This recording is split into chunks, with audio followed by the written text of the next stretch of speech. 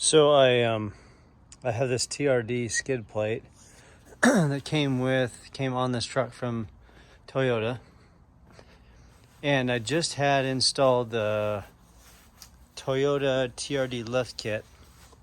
It looks sharp with it, but the problem is because of the sway bar down here, you can't put the skid plate back on. So I've gone under there, I've measured it, I've chalked out what I think some notches are that I can make right here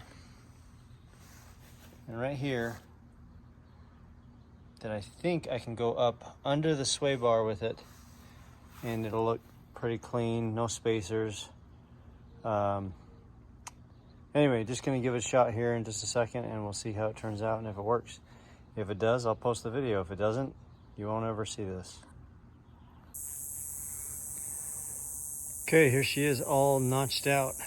You can see this area right here was taken out, and this area over here. And what I'm gonna do is put this up underneath the sway arm,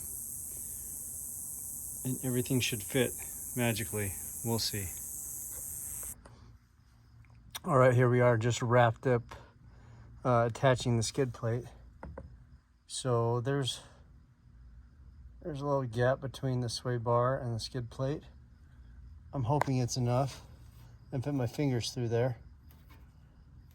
So yeah, I think this is a viable fix if